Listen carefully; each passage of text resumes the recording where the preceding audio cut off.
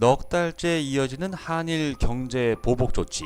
갑작스런 일본의 공격에 처음엔 당황했지만 침착하게 역공을 펴는 한국이나 순순히 저자세로 나올 줄 알았던 한국이 의외로 강하게 들이밀자 갈수록 당황하는 일본. 서로가 피곤한 날들이 이어지고 있는데요. 드디어 우리는 일본이라는 적의 우두머리를 1대1로 만나게 됩니다. 2019년 10월 24일 이낙연 국무총리와 아베 신조 일본 총리의 회담이 진행됐고 짧지만 길었던 싸움이 한국의 승리로 끝날 것이란 희망을 볼 수 있었습니다. 이제까지의 영상을 통해서 한국에 대한 일본의 경제 보복 조치가 일본 기업들의 피해로 이어졌으며 일본의 3개월 연속 무역 적자라는 처참한 결과로 나타났다는 점을 말씀드렸습니다. 이거 뭔가 잘못 돌아간 것 같은데? 라는 생각을 아베 정부가 하고 있을 즈음 나루히토 일왕 즉위식 참석차 이낙연 국무총리가 대통령 전용기를 타고 일본으로 갑니다. 나루히토 일왕 즉위를 축하하기 위해 일본을 방문한 나라는 약 80여 개. 이 중 일본 언론에서 가장 큰 관심을 보인 것은 두말할 것도 없이 한국의 이낙연 국무총리였습니다. 그런데 스포트라이트를 받으며 일본에 온 이낙연 총리를 가장 먼저 반겨준 것은 다름 아닌 비바람이었습니다. 아시다시피 태풍 이름은 북태평양 인근 14개 국가에서 제출한 이름을 돌려가면서 쓰는데 공교롭게도 이낙연 총리가 일본에 도착한 날은 한국이 제출했던 이름을 쓴 제20호 태풍 너구리가 일본을 지날 때였습니다. 비행기에서 내린 이낙연 총리의 우산이 뒤집히면서 비를 맞고 내려오는 모습을 본 일본 언론과 네티즌들은 일본과 박터지게 싸우고 있는 대한민국에게 바람의 신이 벌을 내렸다는 어처구니 없는 이야기를 합니다.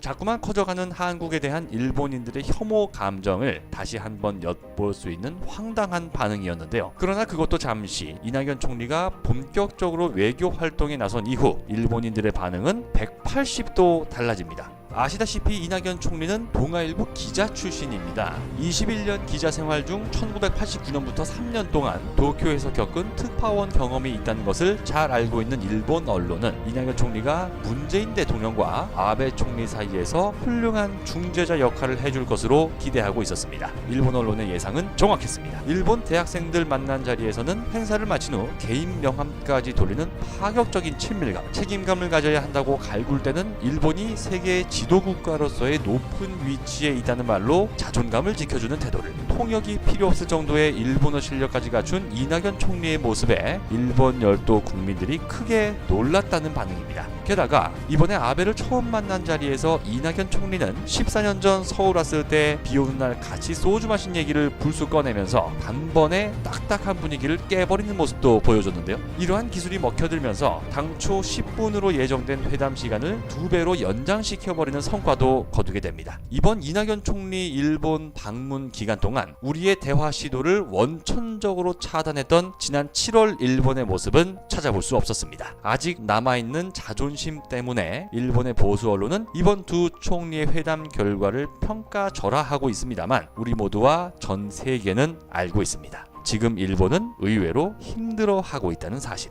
그 위기에서 조금이나마 빨리 벗어날 수 있는 방법은 위기를 만든 아베 정부 스스로가 잘 알고 있으리라 믿어 의심치 않겠습니다. 조만간 다른 영상을 통해 또다시 인사드리겠습니다. 궁금한 점에 대한 댓글은 언제든 환영하면서 좋아요 버튼, 구독하기 버튼도 눌러주시면 진심으로 감사하겠습니다.